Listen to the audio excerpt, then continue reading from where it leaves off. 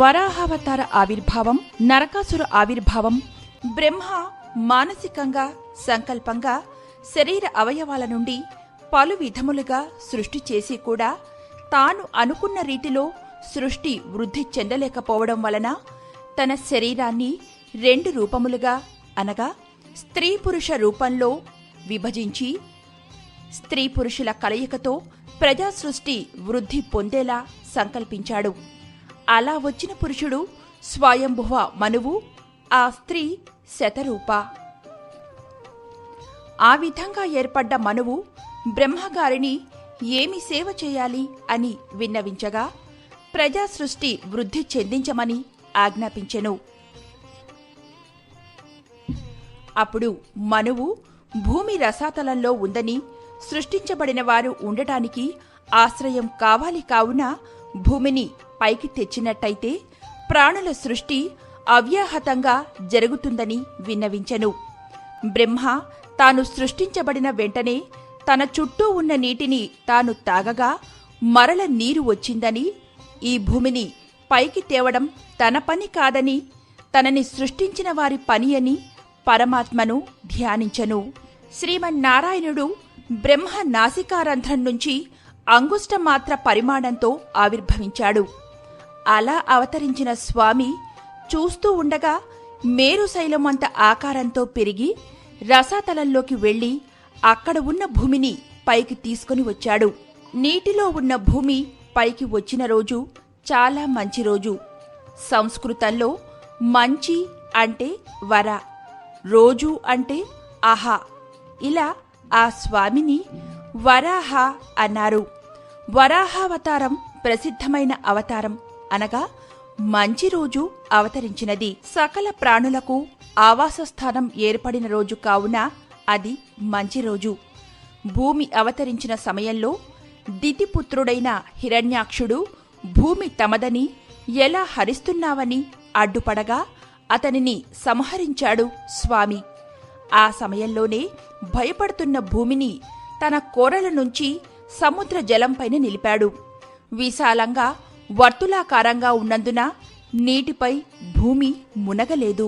స్త్రీ పురుష సమాగమం వలన సృష్టి పెరగాలని బ్రహ్మ సంకల్పించినందువలన పెరిగిన సృష్టికి ఆవాసంగా భూమిని నీటిపై తేల్చి తానే ముందు బ్రహ్మ సంకల్పాన్ని అనగా తన సంకల్పాన్ని ఆచరింపదలచి భూదేవితో కొన్ని క్షణాలు ఏకాంతంగా గడిపిన సందర్భంలో పుట్టినవాడు నరకాసురుడు.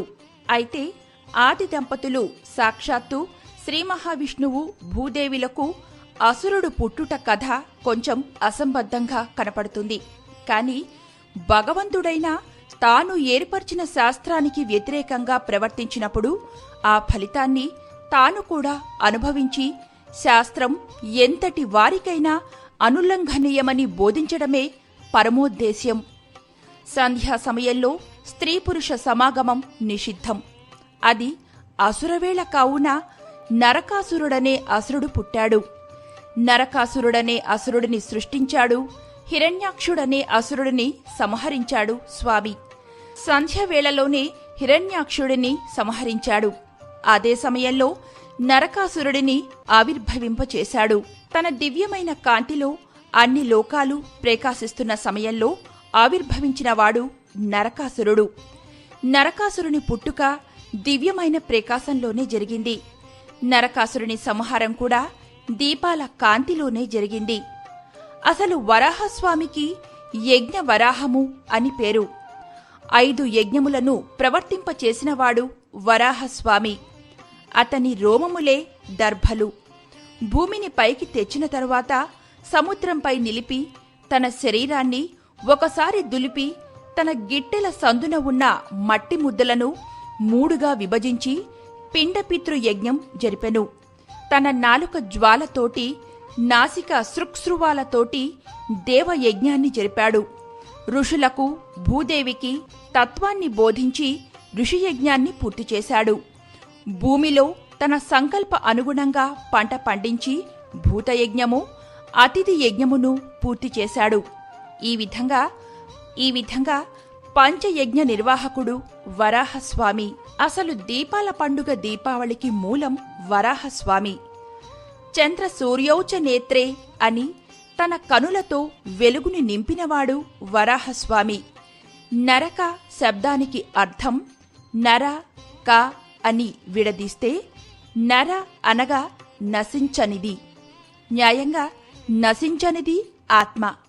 ఆ ఆత్మకు ప్రకృతితో సంబంధం ఏర్పడినప్పుడు అనగా శరీరం ఏర్పడినప్పుడు శరీరం మాత్రమే కనబడుతుంది. క అంటే దుఃఖం, క అంటే నరకం. ఆత్మ శరీరంలో ప్రవేశించినప్పుడు శరీర సంబంధంతో చేసే పుణ్య పాపాలతో స్వర్గ నరకాలు సుఖ దుఃఖాలు కలుగుతూ ఉంటాయి. ఆత్మ శరీరంతో చేరి సంసారంలో ప్రవర్తించుటే నరకాసురుడు. ఆ శరీరం పోయినప్పుడు మిగిలేది ఆత్మే కావున అది దివ్య జ్యోతి. అందుకే నరకాసుర సంహారం దీపావళికి ప్రతీక. ఆత్మ అంటే ఏమిటి? పరమాత్మ అంటే ఏమిటి? ఈ జీవాత్మ పరమాత్మను చేరే మార్గమేమిటి? అలా చేరడం వలన కలిగే ఫలితమేమిటి? అలా చేరకుండా ఆపుతున్నది ఏమిటి? ఈ 5 తెలుసుకోవడమే దీపావళి పండుగను 5 రోజులు జరుపుకోవడం. మన ధనం పరమాత్మ. ఆ పరమాత్మను పొందడానికి 5 జ్ఞానేంద్రియాలు, 5 కర్మేంద్రియాలు, మనస్సు, బుద్ధి, అంతఃకరణం ఇలా 13 కావాలి. ఇదే ధనత్రయోదశి. ఈ 13తో పరమాత్మను తెలుసుకొని 14వదైన శరీరాన్ని అంటే నరకాసురుని సంహరించడం నరక చతుర్దశి. శరీర ప్రకృతితో దూరమైన తరువాత జ్ఞానజ్యోతి వెలుగుతుంది. కావున అది అమావాస్య సూర్యచంద్ర సమాగమమే. అదే దీపావళి. ఇలా జ్ఞానజ్యోతి వెలిగిన తరువాత పరమాత్మ సాక్షాత్కారంతో ప్రతి అడుగు అనగా ప్రతిపత్ బలంగా ఉంటుంది. అదే బలి ప్రతిపత్. పరమాత్మ వైపు అడుగులు వేసిన తరువాత ఇక యముడు ద్వితీయ అంటే అప్రధానం అవుతాడు. ఇది యమద్వితీయ. ఈ విధంగా దీపావళి పంచ పర్వదినములకు వరాహావతారం, స్వయంభువ మనువు, నరకాసురుడు మూలకర్తలుగా తెలుసుకొని ఆచరించి ఆనందించండి.